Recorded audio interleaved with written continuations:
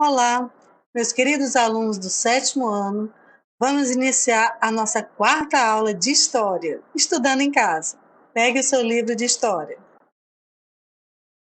Hoje nós iremos entrar no capítulo 3, continuando sobre os povos africanos. Hoje nós iremos estudar os povos da África Central, a África Meridional. Bantu, múltiplas identidades. Entre as centenas de sociedades da África subsaariana, destacam-se os Bantu, povos falantes de idiomas aparentados, pertencentes a uma família linguística criada pelos europeus e que engloba mais de 400 sociedades. Lembrando que tudo que nós conhecemos sobre a história africana, ela é muito pouquinha, mas que ela é de fundamental importância para a gente conhecer um pouco também da nossa identidade, da nossa cultura brasileira, que é essa miscigenação, essa mistura de culturas do europeu, do africano e do índio. Continuando. Os povos bantu ocupavam praticamente toda a África Central. Áreas importantes dos litorais banhados pelos oceanos Atlântico e Índico e quase toda a porção sul do continente africano. Acredita-se que esses povos tenham surgido por volta do século II a.C., na região fronteiriça entre os atuais territórios da Nigéria de Camarões. Aos poucos, os bantus se dispersaram para a porção central do continente africano, onde desenvolveram uma agricultura adaptada à floresta equatorial e às savanas. Posteriormente, em torno de 900 a.C., expandiram-se para o oeste, o leste e o sul da África. Esse movimento dos povos bantu foi lento e irregular, e ao longo do tempo eles foram se misturando com comunidades de outras origens. Como resultado disso, atualmente, grande parte dos povos bantu que habitam o sul do continente também fala algum idioma da família linguística bantu, ou kimbundu, ou umbundu, e o kikongo, entre outros. O termo bantu foi criado por pesquisadores alemães no final do século XIX, para se referir aos povos falantes de idiomas que pertencem a uma mesma família linguística. Observe o mapa ao lado e veja a distribuição dos povos africanos de acordo com a família linguística.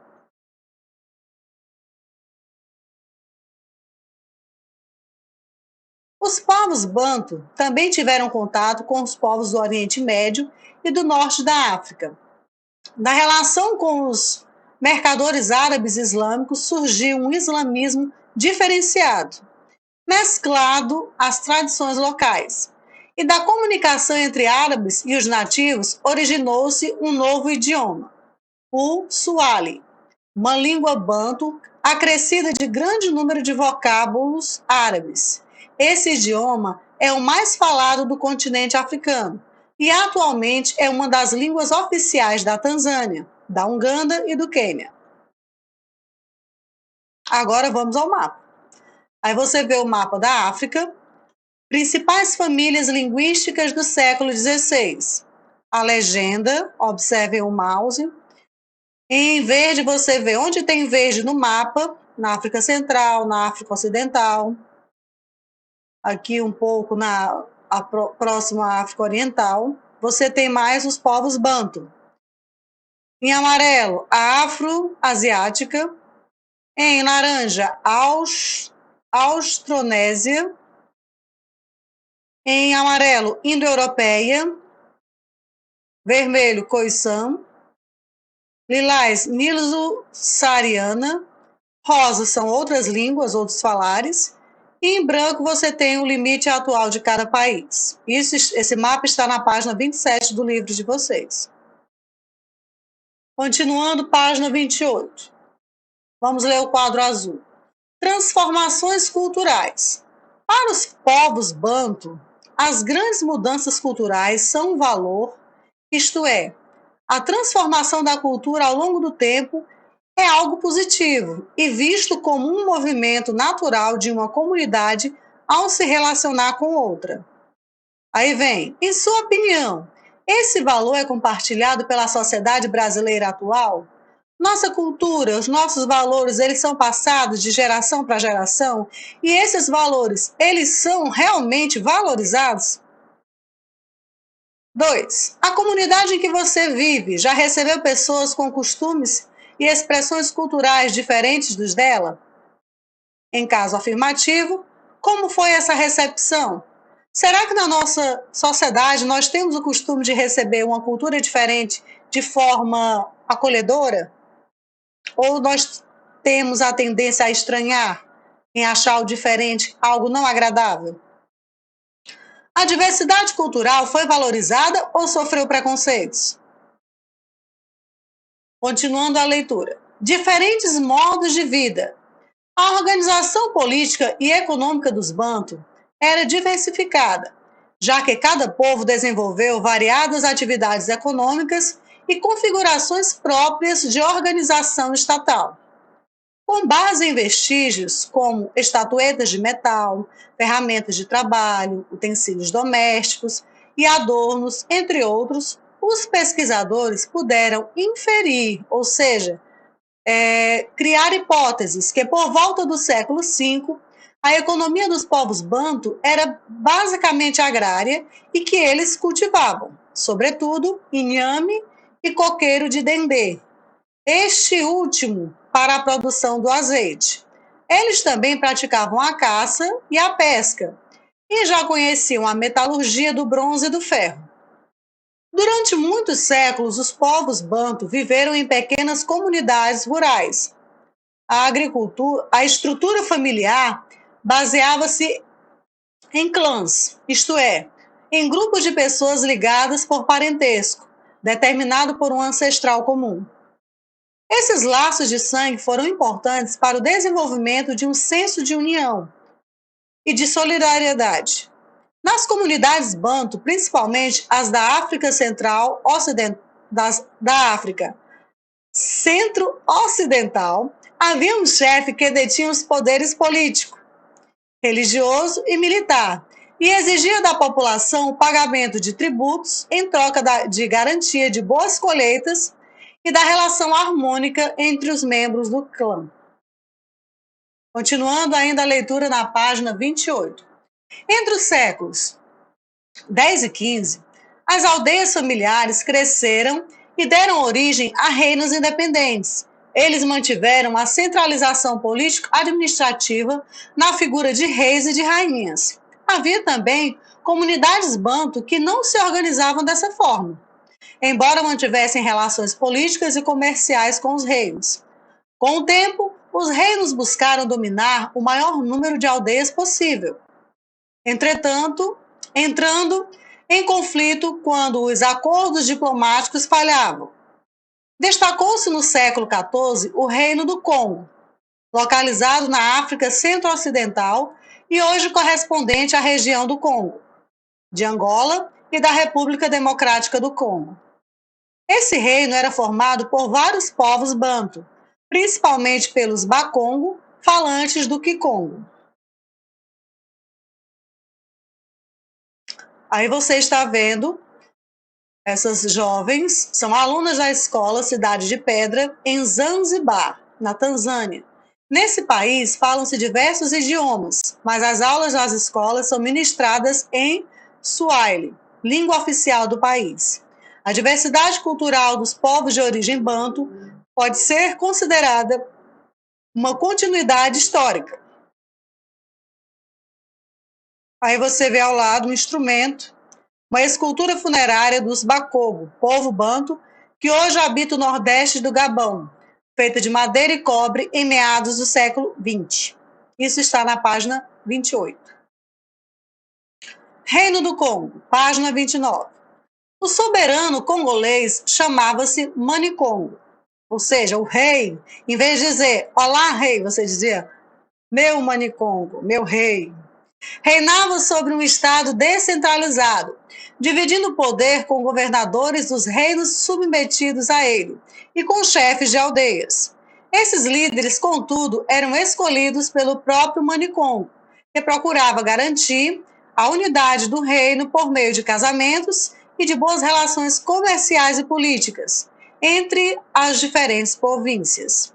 O Manicongo vivia em uma corte luxuosa, na capital fortificada Mbanza, Congo, e administrava o reino com o auxílio de um conselho. No Reino do Congo, a economia era essencialmente agrária. As aldeias rurais, Alabata, forneciam alimentos, escravizados, tecidos e objetos de metal para as cidades, Mibanza, bem como pagavam tributos ao Manicongo. Também se praticava o comércio, no qual era utilizado o nizimbo, uma espécie de concha, como moeda de troca.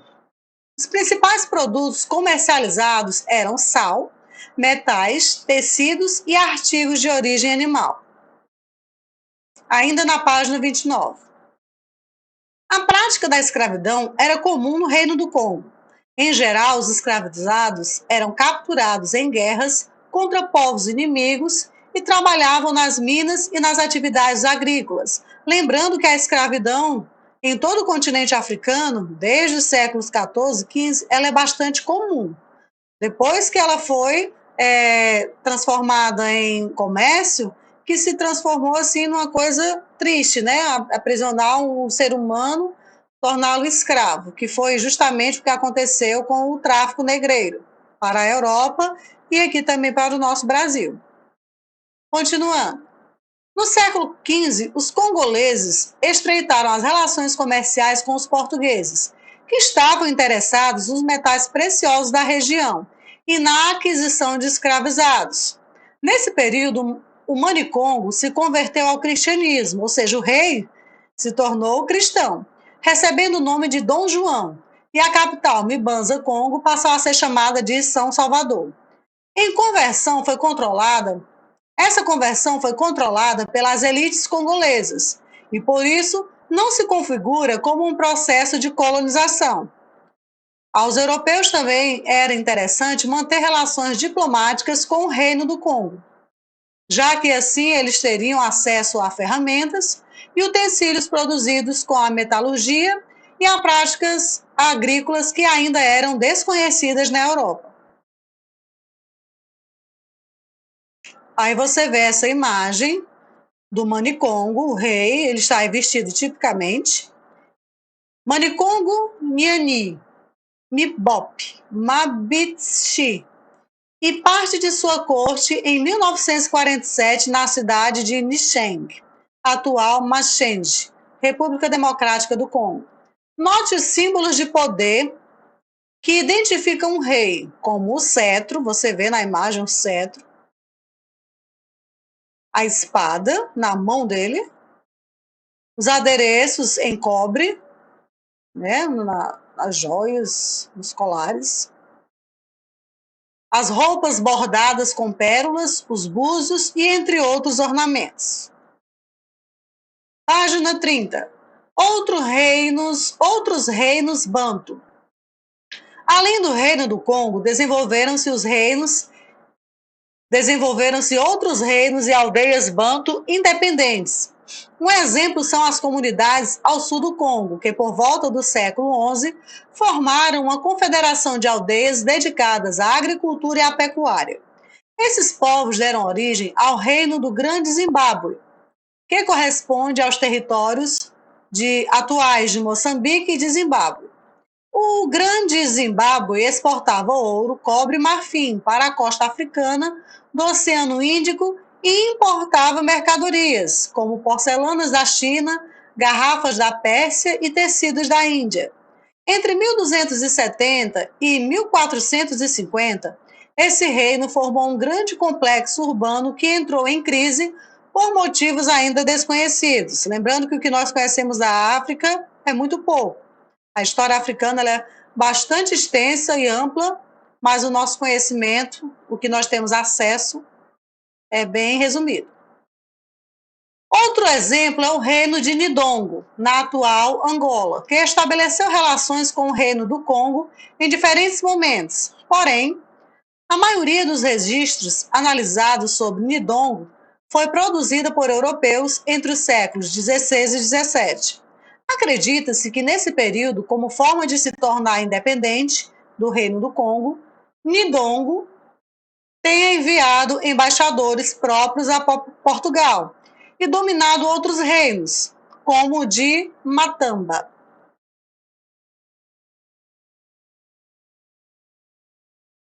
Aí você vê uma imagem, você vê o que? Nijinga, Rainha de Angola. É um filme que fala justamente, contando um filme angolano. Você vai conhecer nesse filme alguns aspectos da história do reino do Nidongo e de Matamba, bem como de outras comunidades, Banto, nos séculos 16 e 17. Nessa narrativa biográfica da rainha Nijinga, são apresentadas importantes características desses povos, como hábitos cotidianos, modos de vestir, rituais religiosos, organizações políticas, utensílios, ferramentas, além de técnicas e tecnologias. Se você puder e tiver acesso, assista, procure no YouTube, talvez tenha esse filme. Continuando a leitura da página 30. Nessa época, Portugal iniciava as primeiras investidas para controlar a região do Nidongo, em busca das jazidas de prata e de cobre e das reservas de sal. Os portugueses também consideravam essa região estratégica para ter acesso às minas do Império de Monomotapa, localizada na atual Zimbábue. Ali produziam-se instrumentos e adornos de metal que eram exportados para a Ásia e a Europa. Na imagem você vê Giovanni Antônio Cavazzi, essa ilustração, é um manuscrito publicado em 1690, representa a comitiva da rainha Nijinga, governante dos reinos Nidongo e Matamba. Nessa imagem, Nijinga lidera a procissão portando uma arma, arco e flecha, e uma coroa. Nascida em 1582, ela é considerada uma heroína pelos angolanos, por ter resistido à invasão portuguesa na região. Atividade. Vocês podem ler novamente, né, a página 31, essa atividade está lá. Releiam as páginas que nós já acabamos de ler, explicar. Vocês vão reler as páginas e responder somente essas perguntas. Primeiro é uma análise do mapa da página 27. Você vai voltar ao mapa e responder A, B, C e D.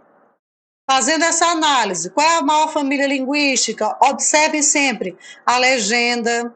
Tudo que estiver escrito, informando nas legendas, são bastante essenciais para a compreensão de um mapa.